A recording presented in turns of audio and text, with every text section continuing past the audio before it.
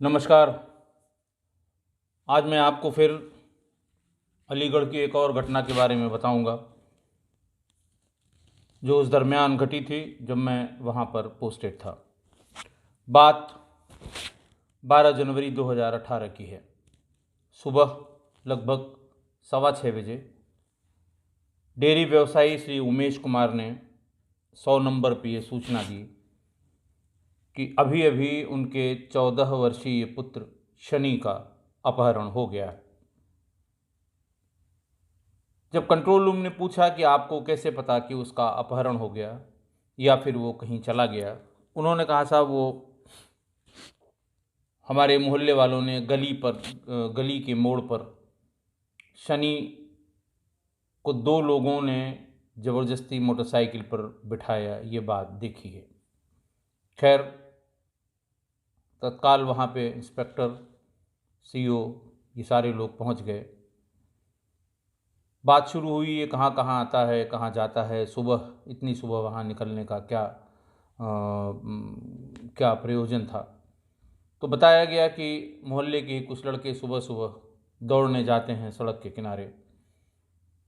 ज़्यादातर उसमें वो लोग हैं जो किसी पैरामिलिट्री या पुलिस में भर्ती के लिए अपनी प्रैक्टिस करने जाते हैं। हालांकि ये लड़का 14 वर्ष का था, लेकिन उन्हीं लोगों के साथ शौकिया सुबह दौड़ने जाया करता था।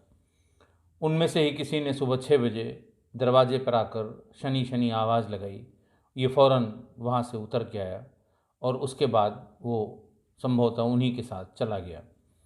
लेकिन गली के मोड़ पर जब उसको ज़बरदस्ती एक मोटरसाइकिल में 2 लोग बीच में बिठा रहे थे, तो मोहल्ले के कुछ लोगों ने आवाज़ भी लगाई और टोका भी। मेरे यहाँ भी लोगों ने आके बताया, मैं भाग के गया वहाँ पर और फिर मैंने 100 नंबर पे अभी अभी सूचना दी।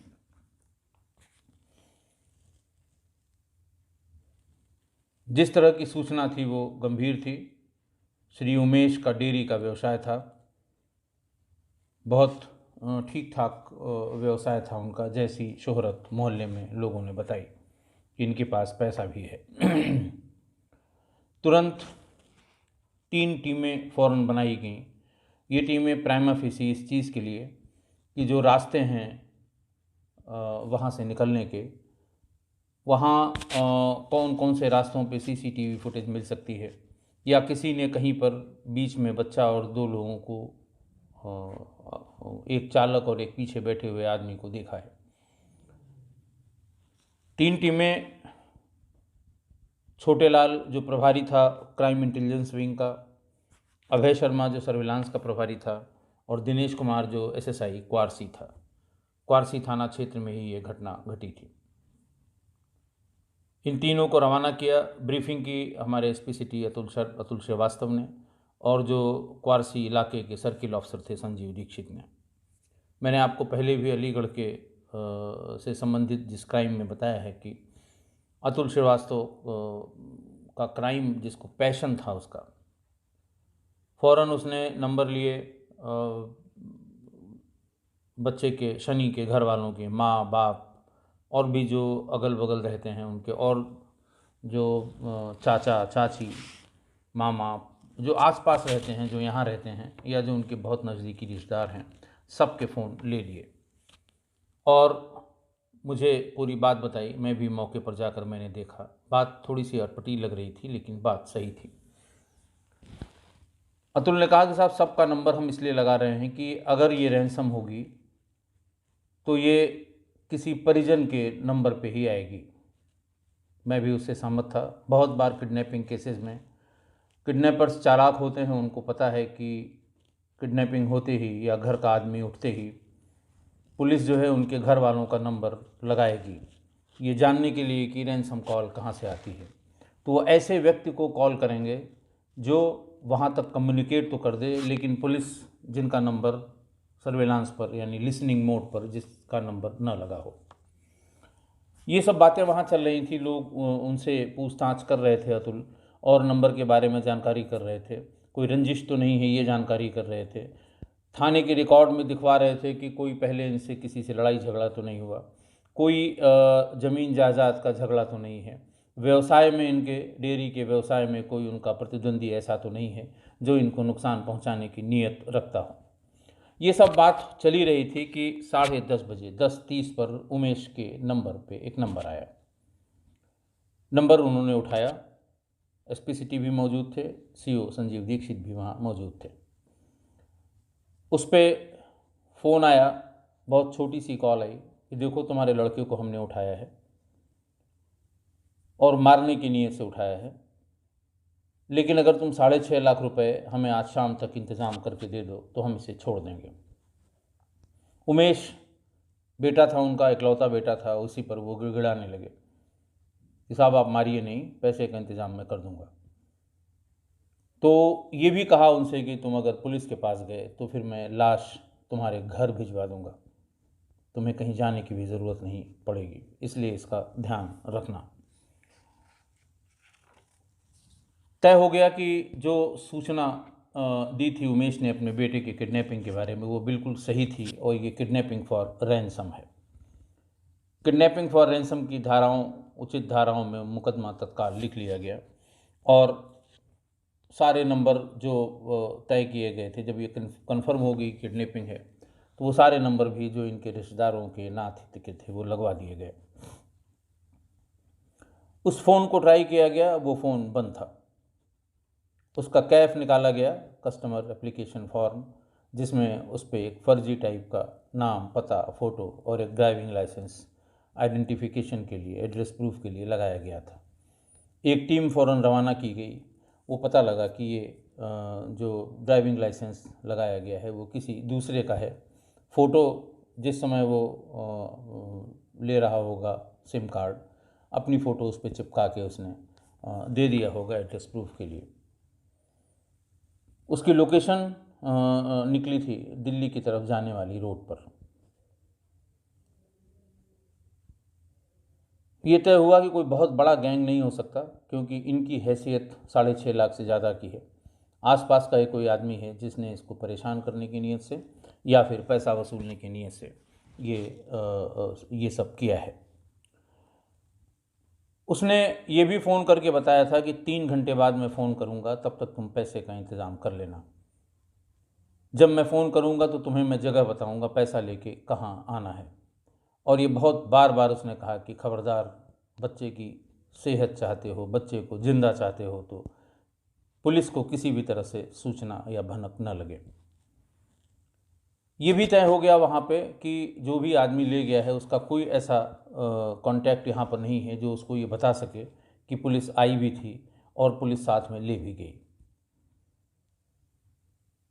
इससे ये भी स्पष्ट हुआ कि जो जो कोई ले गया है वो कोई बहुत ज़्यादा प्रोफेशनल किडनैपर नहीं है, वरना ये पुलिस की एक्टिविटी को देखते रहते हैं और उसको बताते हैं कि तुम आज पुलिस के पास गए थे, आज पुलिस तुम्हारे घर आई थी, तुमने बता दिया, अब मैं नहीं छोड़ूंगा, इस तरह की बातें। लेकिन फिर भी बच्चे का पिता उमेश वो बहुत डर गया। उसने कहा साहब मेरे घर में पुलिस ना आए, ना मैं पुलिस स्टेशन आऊँगा, आप कोई नंबर हमें बता दीजिए, हम हर चीज़ बताते रहेंगे, लेकिन अगर इनको पता लग गया, आसपास का कोई हुआ और पता लग गया तो फिर मैं अपने बच्चे से हाथ धो लूँगा। मैं किसी भी कीमत पे अब पुलिस के साथ नहीं दिखना चाहता हूँ। आप हमारे घर पे भी जिसको भेज रहे हैं उनको सादे में भेजिए, हम घर के भीतर उनको रखेंगे ताकि कोई और दूसरा न देखे।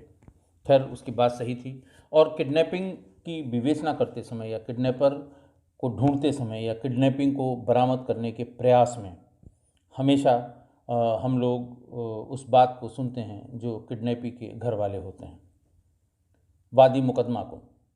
क्योंकि अगर कुछ हो गया तो वादी मुकदमा चिल्ला चिल्ला के ये कहता है कि पुलिस ने हमारी मदद नहीं की, मैंने ये कहा था पुलिस ने नहीं किया, मैंने इनके यहाँ रेड करने को कहा था पुलिस ने नहीं किया, मैंने इनसे कहा था साहब गाड़ी पीछे दौड़ा दीजिए, इन्होंने नहीं दौड़ाई।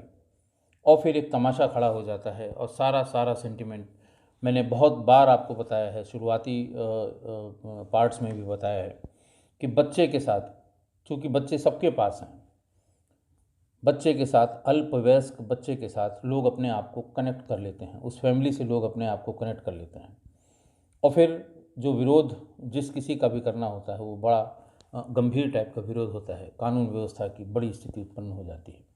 तो इसलिए सामान्य रूप से पुलिसिंग, जो अच्छी पुलिसिंग के बारे में जो कंसेप्ट है, जो हमारे गुरुओं ने बताया है कि वादी मुकदमा का सेटिस्फैक्शन सुप्रीम है।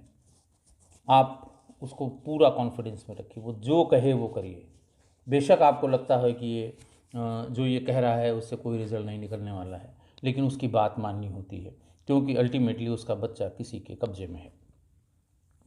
खैर, उसने 3 घंटे का समय दिया था, तो इस बीच में हम लोगों ने अपनी तैयारी पूरी कर ली कि 3 घंटे में जब कॉल आएगी तो सभी जितने मोबाइल ऑपरेटर्स हैं उनको लाइन अप कर लिया जाए।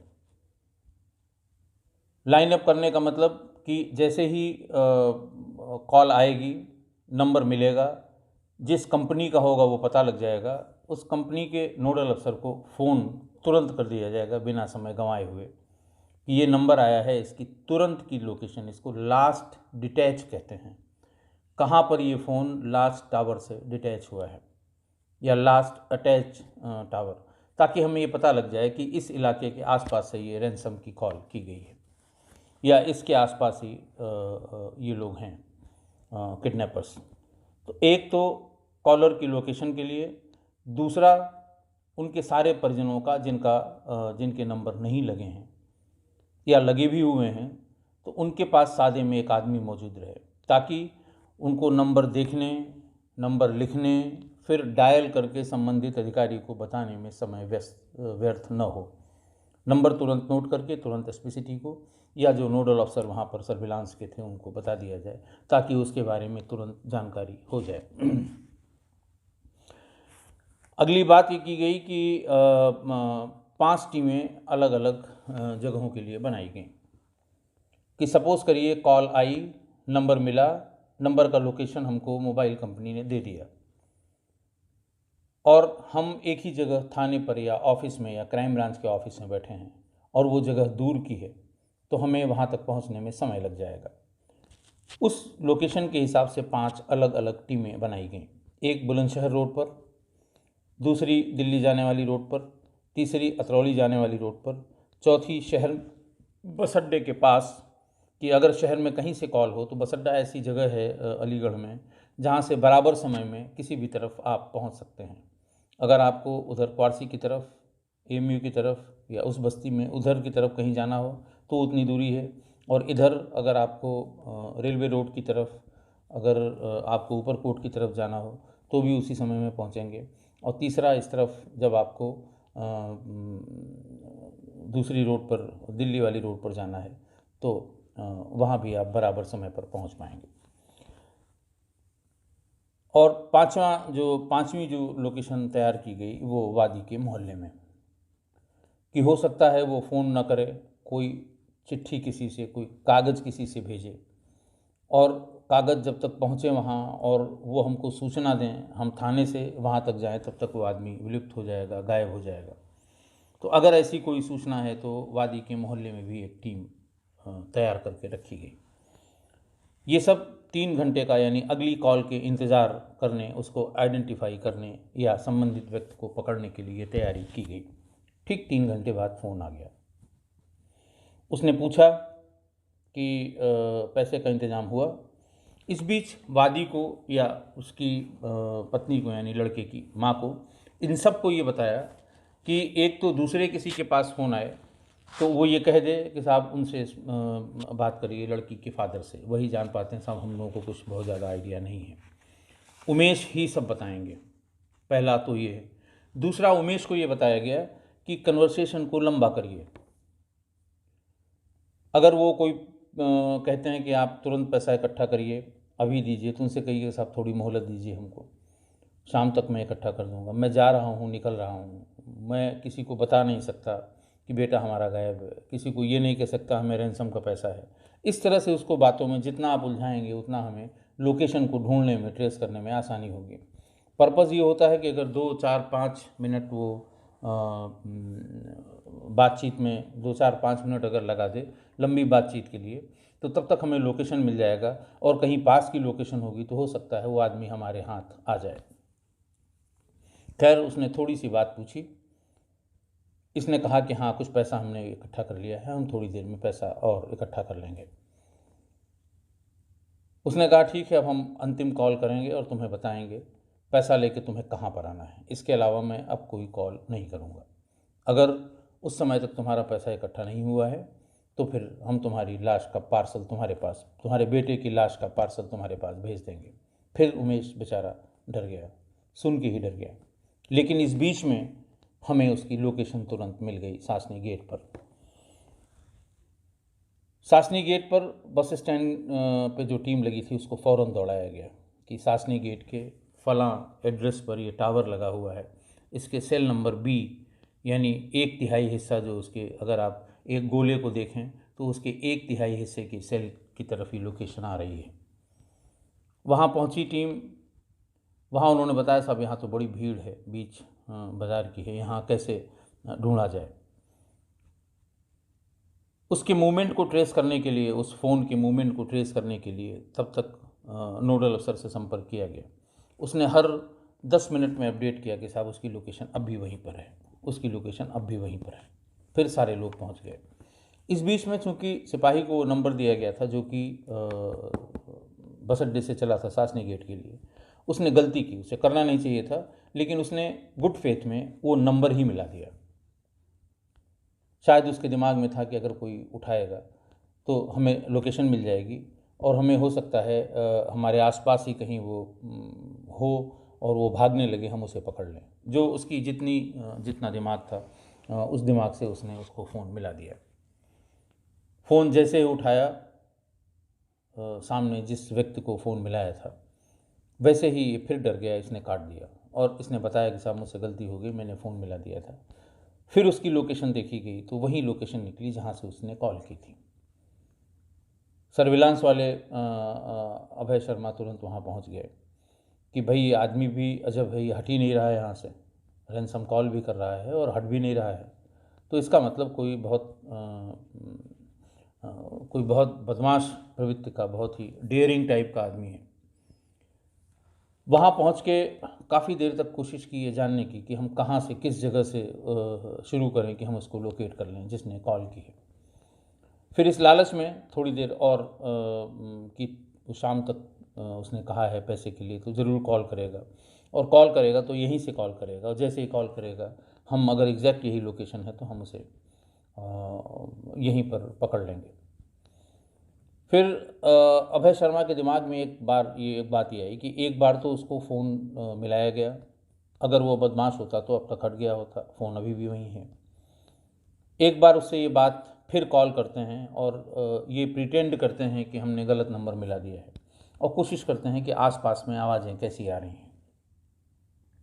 इस बार अभय शर्मा ने फ़ोन मिलाया और कोई दूसरा नाम लेके पूछा कि भाई फ़लाँ बोल रहे हो, सामने से आवाज़ आई कि नहीं, मैं फ़लाँ नहीं बोल रहा हूँ।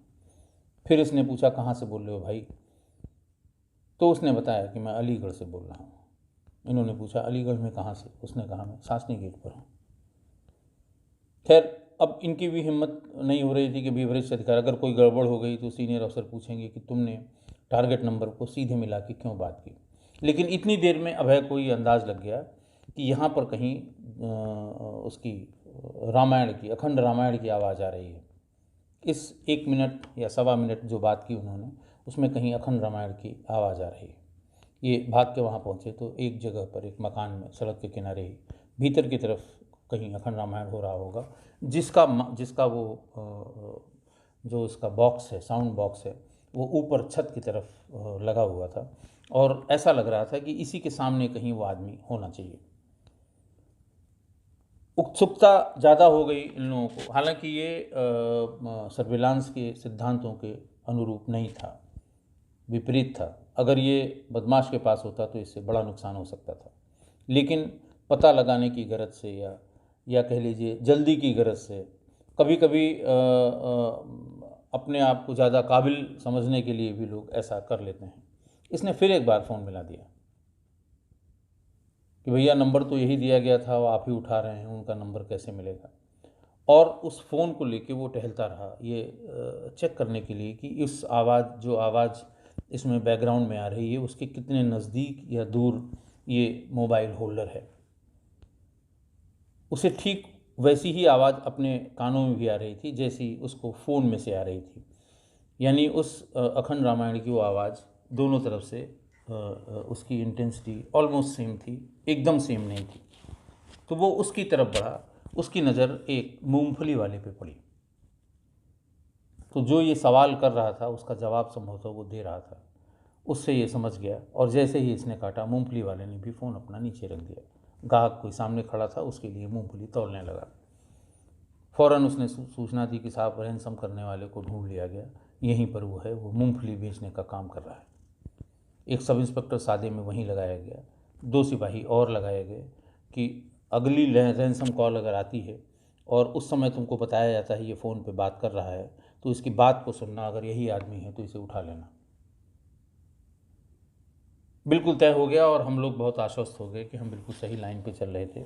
अभी थोड़ी देर में जैसे ही अगली रैंसम कॉल आएगी तो यही आदमी होगा, ये मूंगफली बेचने वाले के भेष में ये बदमाश यहाँ बैठा हुआ है, हम इसे उठा लेंगे, बच्चा बरामद कर लेंगे और हमारा केस खुल जाएगा। इंतज़ार करते करते 2-2.5 घंटे इंतज़ार करते करते 6:30 बजे फिर कॉल आ गई। 6:30 बजे उसने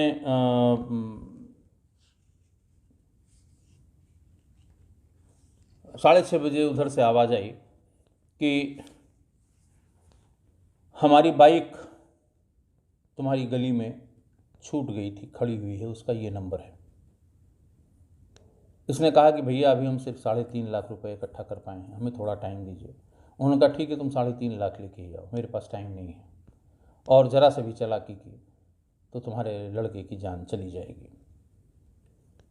उन्होंने कहा वो बाइक खड़ी हुई है फलां जगह तुम्हारी गली में, चाबी लगी हुई है, उसी बाइक से तुम चले आओ, एटा चुंगी पर आकर बाइक अलग खड़ी कर देना, तुमसे 2 लोग तुमसे हमारा आदमी मिलने आएगा, बैग उसको दे देना और चुपचाप किसी बस पर बैठ जाना, पनेठी आके उतर जाना।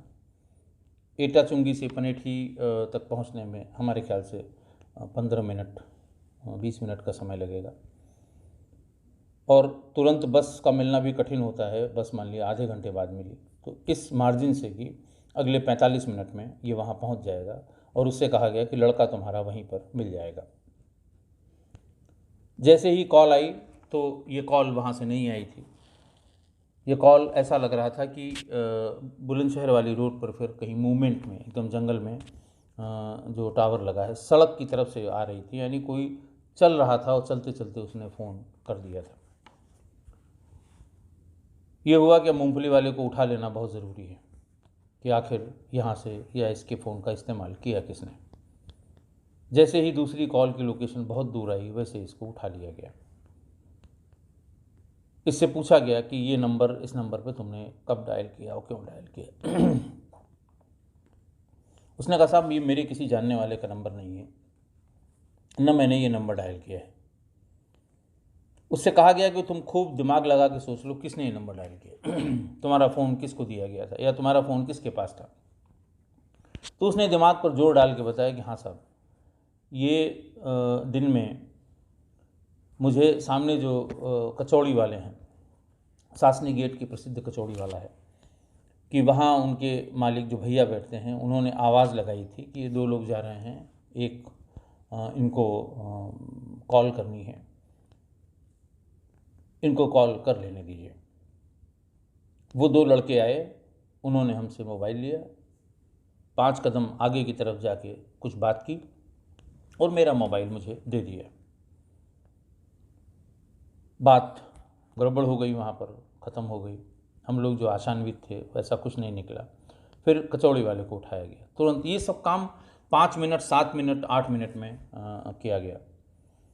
कचौड़ी वाला भी आ गया, उससे पूछा गया। उनका साहब हमारे पास 2 लड़के आए थे, पहले उन्होंने कचौड़ी खाई, फिर मुझसे ये कहा कि हमारा मरीज़ अस्पताल में भर्ती है, हमें मरीज़ के लिए और जो उसको अटेंड करने आए हैं घर वाले, उनके लिए कचौड़ी पैक करा दीजिए।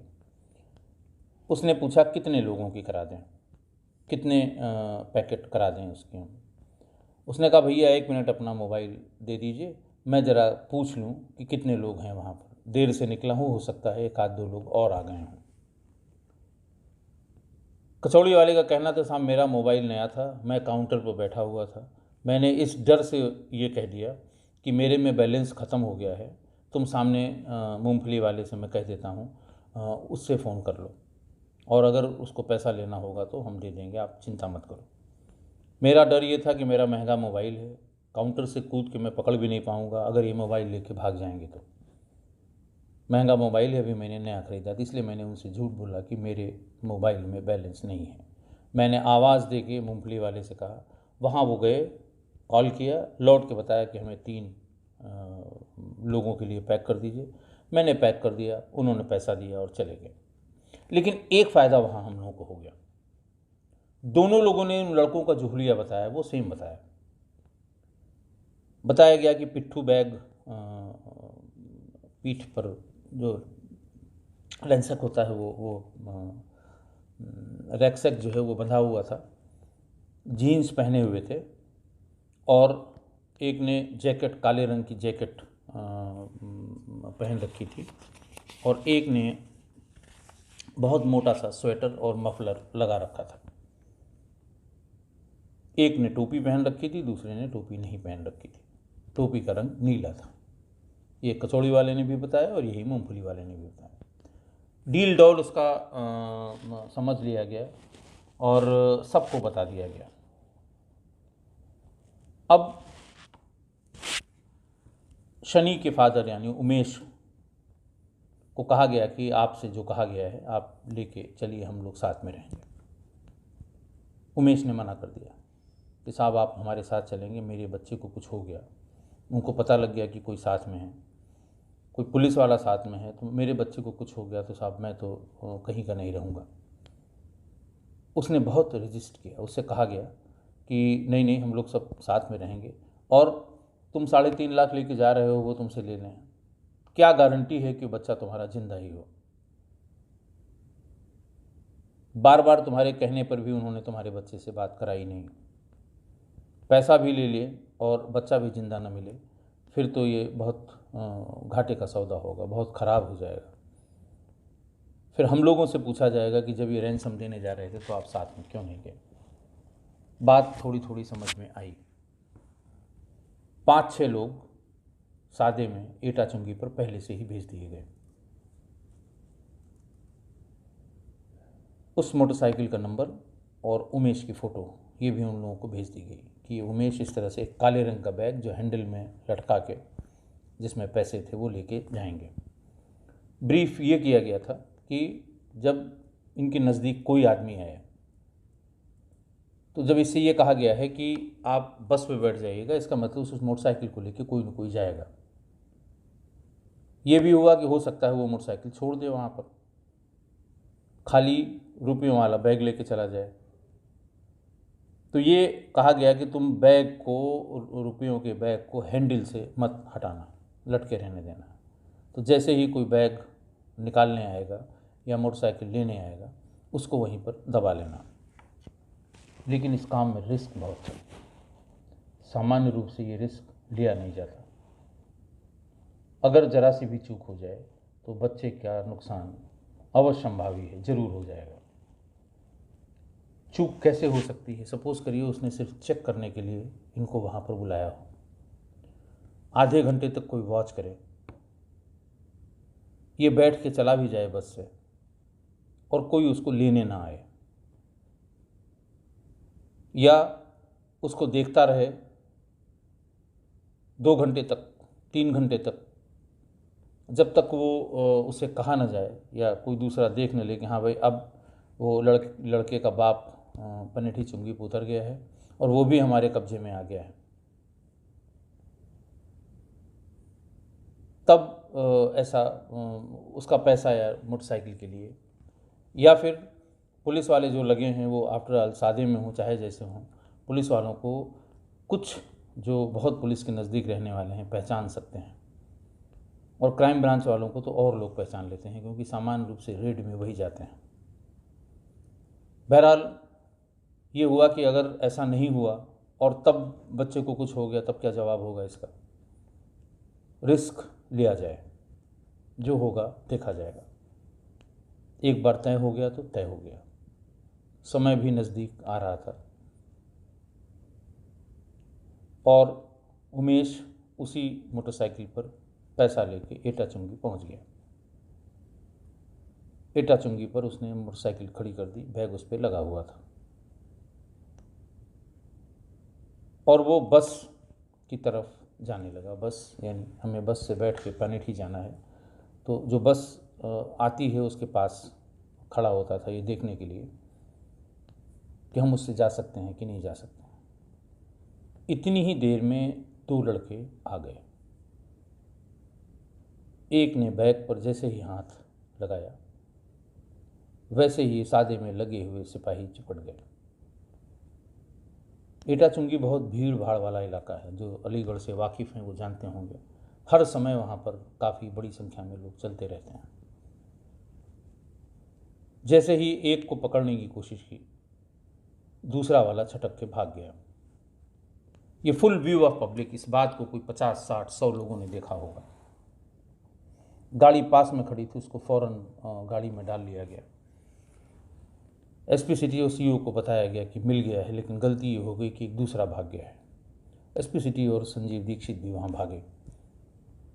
बात समझ में आ गई कि जो दूसरा भागा हुआ है वो फ़ौरन बता देगा भी कि आदमी पकड़ गया है और पुलिस ले गई है, तब बच्चे का ज़रूर नुकसान हो जाएगा।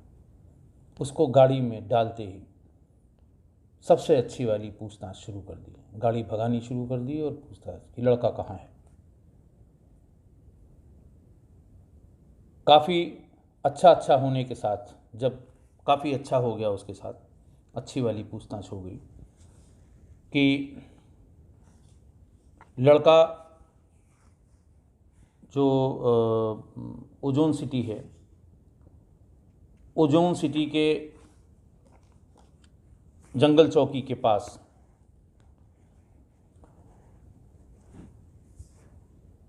लड़के को एक करब कहते हैं कि जो अनाज निकालने के बाद उसका जो वेस्टेज पदार्थ होता है, उससे जो वेस्टेज डंठल होता है, उससे एक हल्की सी झोंपड़ी नुमा शक्ल में उसको इकट्ठा किया जाता है ताकि समय पड़ने पर उसका इस्तेमाल किया जा सके।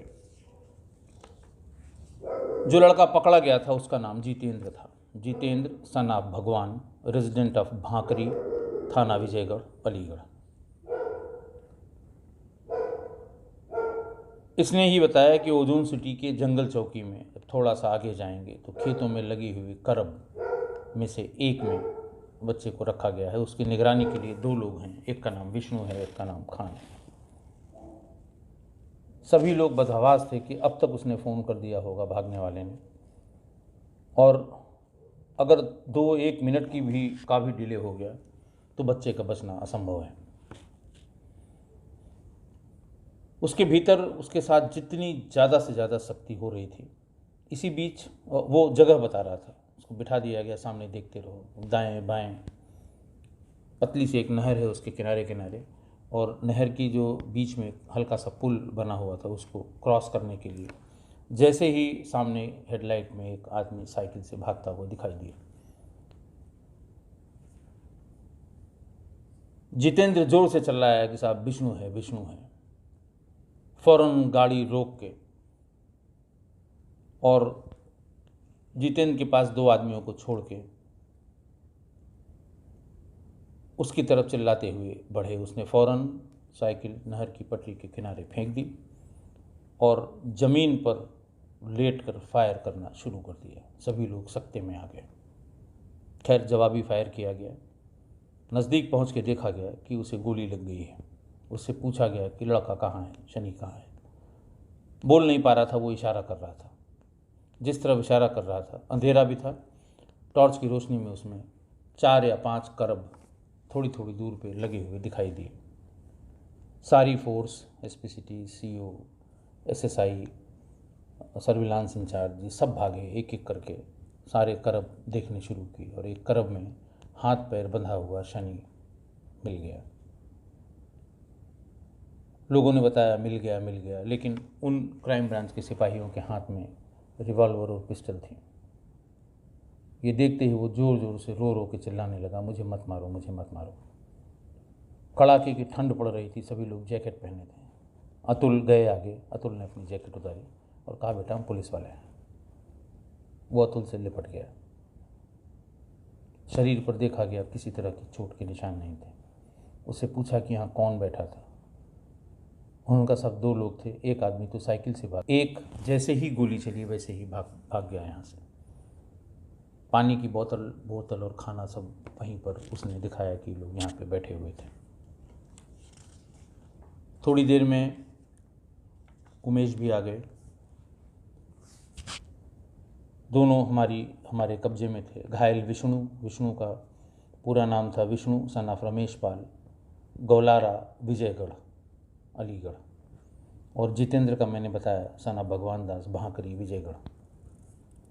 इन लोगों ने बताया कि साहब हम लोग भी कभी दूध का कारोबार करते थे और हमें पता था कि इसकी दिन भर की, एक ही दिन की कमाई कितनी है, बहुत पैसा है इसके पास। हम लोगों को पैसे की ज़रूरत थी। जितेंद्र को लगाया गया कि किसी तरह इसके बच्चे के आने जाने का रास्ता पता करे। जितेंद्र 1 हफ्ते से वहाँ चक्कर लगाता था। किसी तरह से उससे बातचीत हो गई उसकी कि वो सुबह दौड़ने जाता है बच्चों के साथ, तो ये भी रोज़ सुबह दौड़ने जाता था और रास्ते में उसको कभी चाय और कभी बिस्किट खिलाता था। उस दिन भी एक बार आवाज़ लगाने पर वो बाहर आ गया और हम लोग बाहर मोटरसाइकिल लेके गली के मोड़ पे खड़े हुए थे और वहाँ लाते ही इसको बिठा लिया गया और लेके हम लोग वहाँ से भाग गए। ये ऑपरेशन सर्विलांस, रिस्क और फील्ड एक्टिविटी का इतना परफेक्ट एग्जाम्पल था। अगर उस समय रिस्क न लिया गया होता तो उसके भी रिज़ल्ट का पता नहीं। रिस्क लेने पर चूक हो गई होती तो उसका रिज़ल्ट तो निश्चित खराब ही होना था। सर्विलांस ने हर कॉल के 10 मिनट के भीतर ही लोकेट कर लिया। टीम ने रिस्क लिया और फील्ड में जो एक्टिविटी हो सकती है कि जितेंद्र को उठाना, 10 मिनट के भीतर उससे पूछ लेना कि कहाँ पर है, वहाँ तक भाग के पहुँच जाना। अगर 5 मिनट भी विलम्ब हुआ होता तो विष्णु नहीं मिलता, या हो सकता है भागने से पहले खान कोई उसका नुकसान कर देता शनि का। तो रिस्क, सर्विलांस और फील्ड एक्टिविटी के परफेक्ट कॉम्बिनेशन का ये एग्जाम्पल था, जिसमें शनि को सकुशल बरामद कर लिया गया और 2 अपहरणकर्ताओं को जेल भेजा गया, वो भी 24 घंटे के भीतर। आज के लिए बस इतना ही। बहुत बहुत धन्यवाद।